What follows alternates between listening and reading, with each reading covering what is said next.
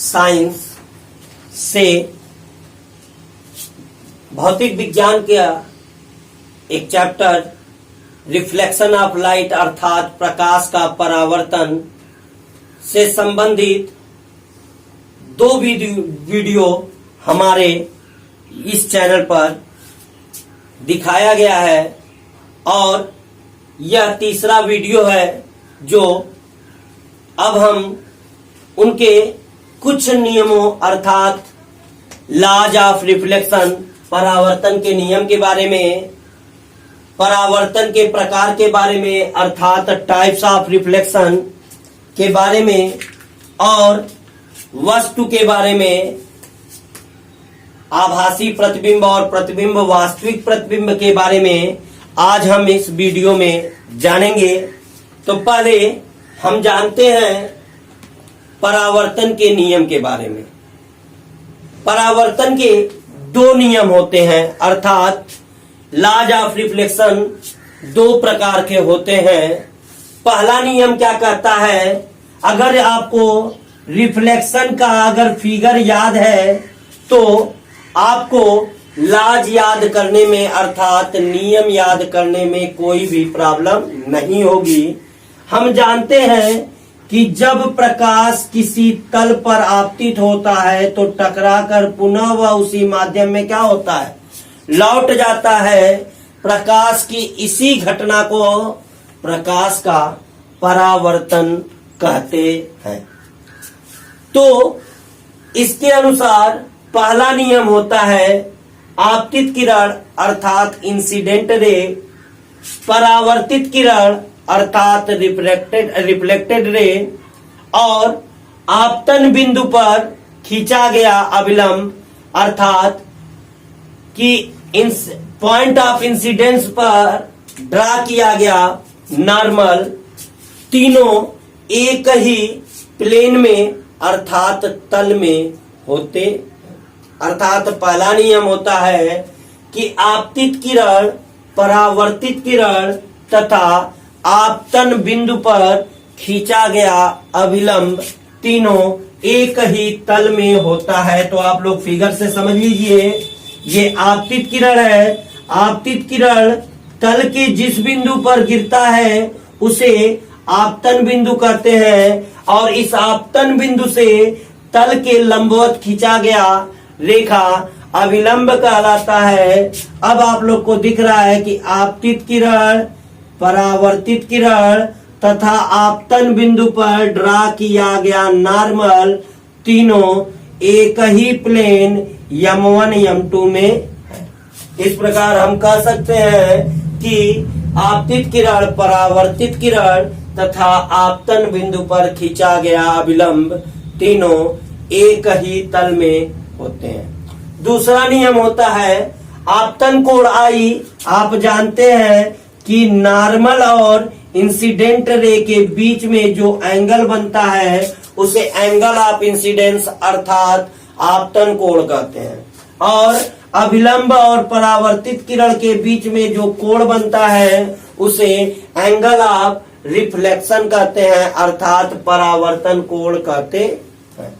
अब यह कह रहा है कि यह दोनों कोण परस्पर क्या होते हैं, बराबर होते हैं अर्थात आपतन कोण I तथा परावर्तन कोण R सदैव बराबर होते हैं अर्थात angle I equal to angle R।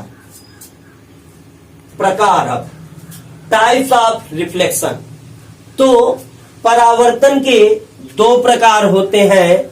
एक होता है नियमित परावर्तन। नियमित मतलब जिसका एक निश्चित शेप हो उसे नियमित परावर्तन कहते हैं। जैसे जब प्रकाश क्या होता है, किसी चिकने तल से परावर्तित होता है तो यदि किरणें परस्पर समांतर गिरती हैं तो वह परावर्तन के बाद भी क्या हो जाती हैं, परस्पर समांतर हो जाती। अतः हम कह सकते हैं कि जब प्रकाश का परावर्तन किसी चिकने पृष्ठ से अर्थात प्लेन से होता है तो परावर्तन के बाद ये जो किरणें होती हैं, रे ऑफ लाइट होती हैं, ये एक दूसरे के पैरेलल अर्थात समांतर हो जाती। इसलिए इसकी परिभाषा होती है कि जब प्रकाश का परावर्तन किसी पॉलिशदार अर्थात जिसपे पॉलिश किया गया हो, पॉलिशिंग किया गया हो, जिस प्रकार से दर्पण पर किया जाता है। आप लोग देखे होंगे अपने घरों का दर्पण, तो आप दर्पण कभी निकाल कर देखिए, जिस फ्रेम में वो लगा होता है उससे जब आप दर्पण निकालेंगे तो दर्पण के पीछे वाले भाग पर एक प्रकार की विशेष कलई लगी होती है, रंग लगा होता है, जिसे चांदी की पॉलिश कहते हैं या चांदी के पारे या पारे की कलई कहते हैं या फेरिक ऑक्साइड का लेप कहते हैं या लाल ऑक्साइड कहते हैं। अर्थात हम जब किसी पारदर्शक तल को, पारदर्शक पृष्ठ को, एक पृष्ठ के भाग को पॉलिशिंग कर दें और पॉलिशिंग करने के बाद उसके एक पृष्ठ को परावर्तक बना दें, परावर्तक मतलब जिससे लड़कर प्रकाश वापस आ जाए, तो ऐसे निकाय को ही दर्पण या मिरर कहा जाता।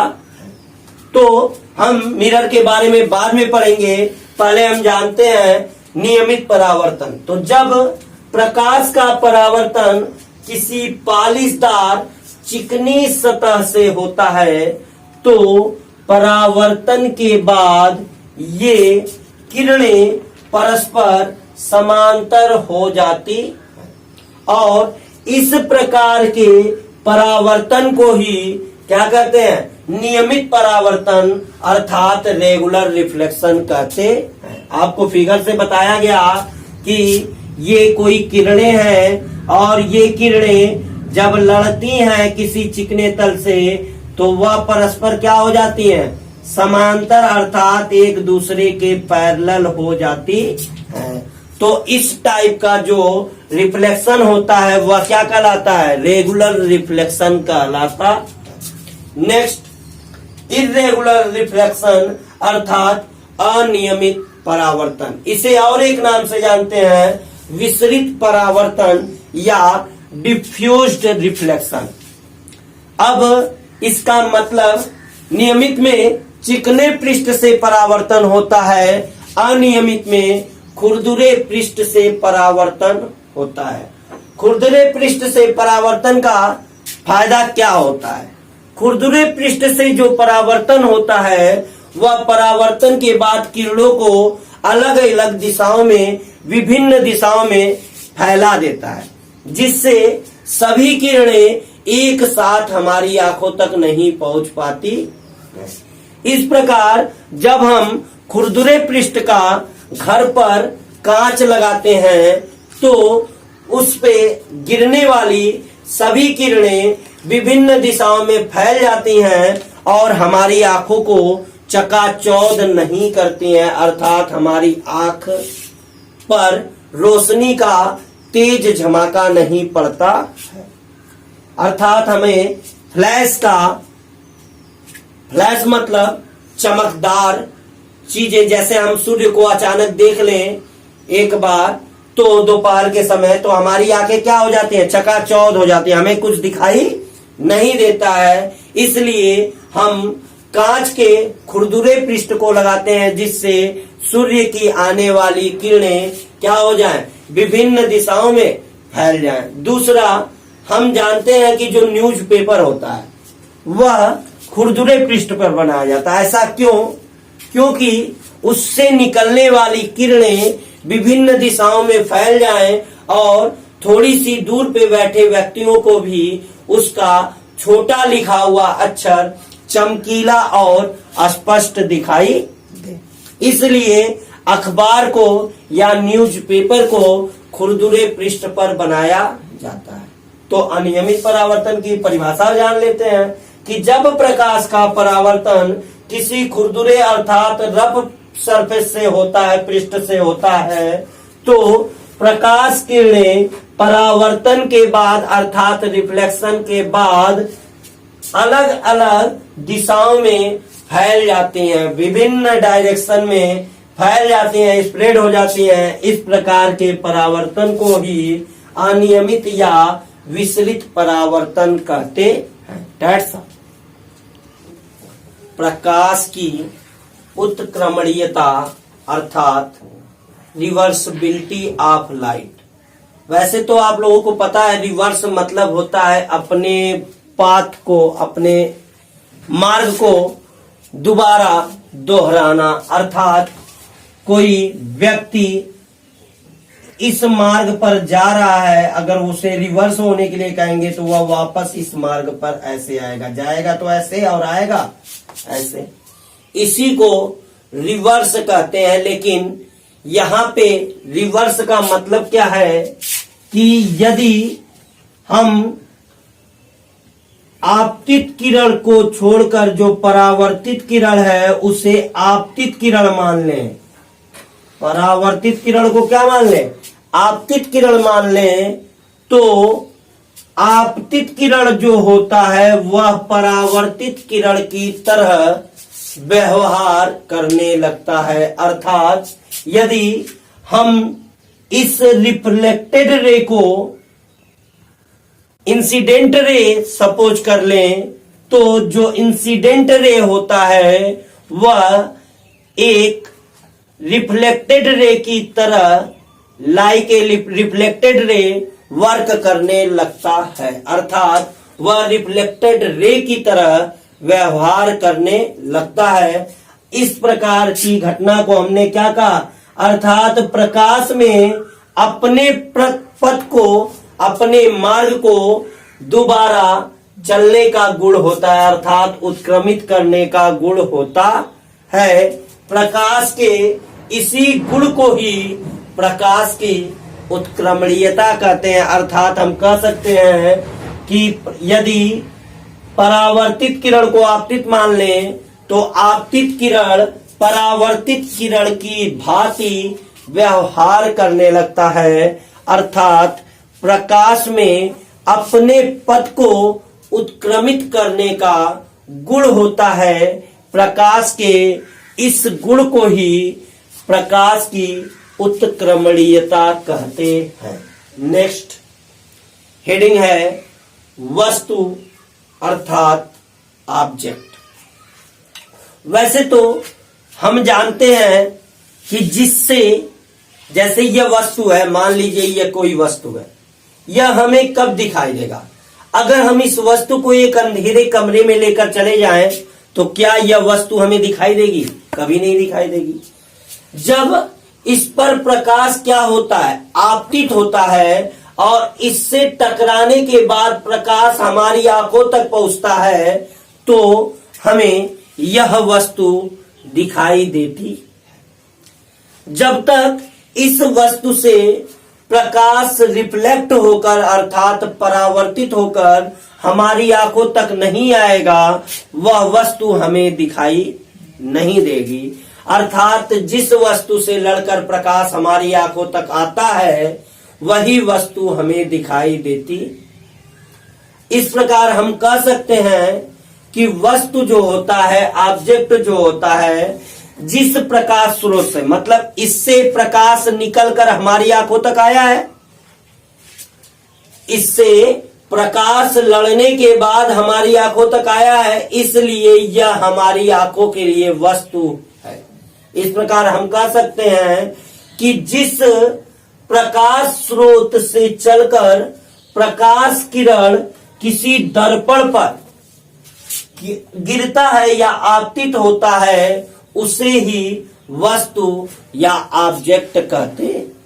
जैसे ये कोई सोर्स है, इससे लड़कर जो लाइट है वह हमारी आंखों पर इंसिडेंट हुआ है या दर्पण पर, मिरर पर इंसिडेंट हुआ है, तो यही जो दिख रहा है यही प्रकाश के संदर्भ में, इन रिफरेंस ऑफ लाइट, ऑब्जेक्ट कहलाता। प्रकाश के संदर्भ में क्या कहलाता है, ऑब्जेक्ट कहलाता है। एक प्रकार से और ऑब्जेक्ट की परिभाषा हम दे सकते हैं कि यदि कोई ये प्रकाश दर्पण है, अब ये कोई वस्तु है, अब इस वस्तु से कई किरणें निकल रही हैं, दर्पण पर आपतित हो रही हैं। अब इन सभी आपतित किरणों के कटान बिंदु को, यही है पॉइंट ऑफ मीट, इसी बिंदु पर ये सारी किरणें क्या हो रही हैं, मिल रही हैं।